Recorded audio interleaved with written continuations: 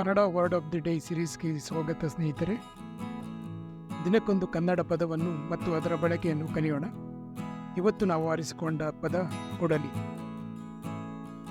ಕೊಡಲಿ ಕೊಡಲಿಗೆ ಇಂಗ್ಲಿಷಲ್ಲಿ ಆಕ್ಸ್ ಅಂತ ಕರೆಯುತ್ತಾರೆ.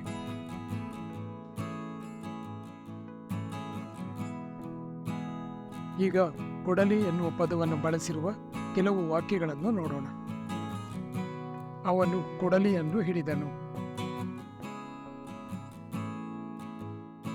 ಹನುಮಂತನು ಕೊಡಲಿಯಿಂದ ಮರವನ್ನು ಕಡಿದು ಉರುಳಿಸಿದನು. ನಾವು ಕೊಡಲಿಯಿಂದ ಉರುವಲು ಮಾಡಬಹುದು. ಉರುವಲು ಅಂದರೆ ಒಲೆಯಲ್ಲಿ ಉರಿಸುವ ಸೌದೆ.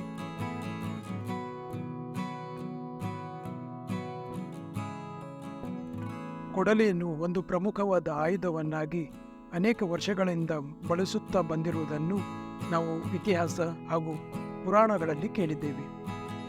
ವಿಷ್ಣುವಿನ ದಶಾವತಾರಗಳಲ್ಲಿ ಒಂದಾದ ಪರಶುರಾಮನು ಕೂಡ ಕೊಡಲಿಯನ್ನು ತನ್ನ ಆಯುಧವಾಗಿ ಬಳಸಿದ್ದನು.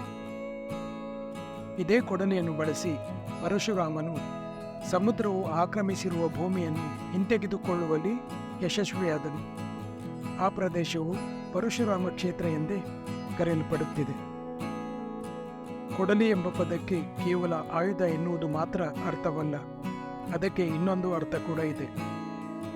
ಕೊಡಲಿ ಎಂಬ ಪದವನ್ನು ವಾಕ್ಯದಲ್ಲಿ ಹೇಗೆ ಬಳಸುತ್ತೇವೋ ಅದರ ಮೇಲೆ ಅದರ ಅರ್ಥ ಅವಲಂಬಿಸಿದೆ. ಇದನ್ನು ನಾನು ಯಾರಿಗೆ ಕೊಡಲಿ?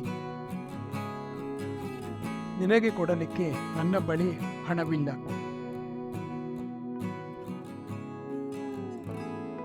ಈ ಎರಡು ವಾಕ್ಯಗಳಲ್ಲಿ ಕೊಡಲಿ ಎನ್ನುವ ಪದವು ನಾಮಪದವಾಗಿ ಬಳಕೆಯಾಗಿಲ್ಲ. ಇಲ್ಲಿ ಕೊಡಲಿ ಎನ್ನುವುದು ಕ್ರಿಯಾಪದವಾಗಿದೆ. ಕೊಡಲಿ ಅಂದರೆ ಅರ್ಥ ಕೊಡು ಅಥವಾ ಕೊಡುವುದು ಎನ್ನುವ ಅರ್ಥವನ್ನು ಕೊಡುತ್ತದೆ. ಕೊಡಲಿ ಎಂಬ ಪದದ ಬಗ್ಗೆ ಒಂದು ಪ್ರಶ್ನೆಯನ್ನು ನೋಡೋಣ.